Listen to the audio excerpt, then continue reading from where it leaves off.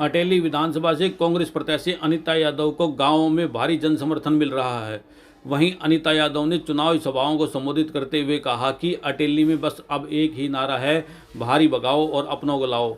उन्होंने कहा कि अटेली में जो कई सालों से अपना घर नहीं बना सके, ऑफिस नहीं बना सके, वे अटेली का क्या भला करेंगे और वे अटेली में कहाँ मिलेंगे। कांग्रेस पार्टी ने इन्हीं को देनी चाहिए। कई बार हमारा आपस में मंथन भी होता था। मेरा आपसे 15 साल पुराना नाता है। 2009 से 2014 तक आपके बीच में काम करने का मौका मिला। कदम कदम पर काम की जरूरत थी। आज हमारी पुरानी बहनें भी आई हुई हैं ये देखने के लिए। ये देखो, ये देखने के लिए आई हैं आपको कि ये चिंता करके आई है, मुझे पता है, क्योंकि ये वो बहनें हैं जिन्होंने कांग्रेस पार्टी परिवार के लिए हमेशा तत्परता से काम किया है। आज मैं समझती हूँ कि आपने भरोसा हो गया होगा कि यहाँ पे भी पूरा प्यार मान सम्मान आप लोग गांववासी करते हैं और उसका जीता जागता प्रमाण आपने तो बताया नहीं कि हम आ रहे हैं, आप अचानक आकर देख रहे हैं, तो अब तो आपको तसल्ली हो गई होगी कि भगवान ठाकुर जी महाराज आपके साथ सदैव अपना आशीर्वाद देकर और मुझे काम करने के लिए प्रेरित करते हैं।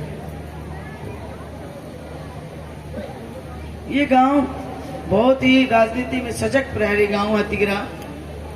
पूरी तरह से हर बात का विश्लेषण, जब मैं दुख में सुख में, और कहते हैं यश अपयश लाभ हानि, ये सब इंसान के साथ चलते रहते हैं। और जब मैं यहाँ पर गांव के बीच में आती थी या आती हूँ तो उस समय हम चर्चा करते थे कि हम अपना वोट क्यों दें और किसको दें। ये दो मंथन हमारे हमेशा चलते रहते थे। तो आज ये जो मंच पर बोलने का अधिकार मुझे मिला है, ये डॉक्टर भीमराव अंबेडकर के संविधान ने मुझे दिया है। इसकी वजह से मुझे यहाँ इस मंच पर आकर अपनी बात रखने का मौका मिला।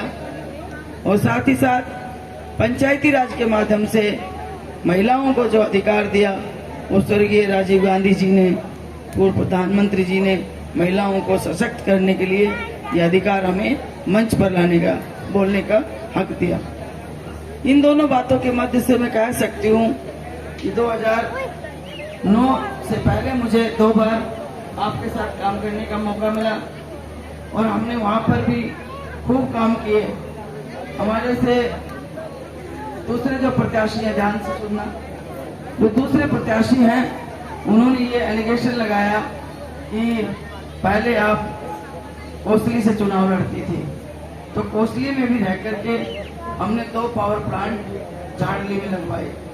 कारखाने, भैया कारखाने, 2 कारखाने हमने झाड़ली में लगवाए। और ऐसे कितने रेस्ट हाउस, कितनी अनाज मंडी, सब्जी मंडी, उसके बाद इरिगेशन, जो मतलब हो सकता था वो कोशिश, कॉलेज, स्कूल, और मैं जितना भी बोलूँगी उतना उससे ज्यादा काम हमने वहाँ करवाया। और मैंने आपसे एक ही बात कही थी जब मैं पहली बार यहाँ चुनाव लड़ने आई, डिलिमिटेशन के बाद ये संवैधानिक प्रक्रिया थी और उस समय मुझे मजबूरी में ही यहाँ आना पड़ा था। आज मैं बाबा ठाकुर दास जी के चरणों में बताना चाहती हूँ 1 मिनट में कि डिलिमिटेशन में यही शक्ति, यही पावर और यही सारा सब कुछ जो आज आप देख रहे हैं, जब भी ऐसा ही था, वे सामने सर जब फोटो ले लीजिए, जब भी ऐसा ही था, जब भी डिलिमिटेशन में एक भाई तो वहां खड़े होगा कोसली में, एक अटेली में आ गया और फिर कहते हैं अनीता चुनाव लड़ेगी। तो सेम वही जो राजा और प्रजा और इस तरह के समाज में जब भारी शक्तियां आकर जब बीच में इंटरप्ट करती हैं और समाज को इस तरह से प्रयास करती हैं, तो खुद समाज ये फैसला करता है। खुद ये हमारी महिलाएं जब जब समाज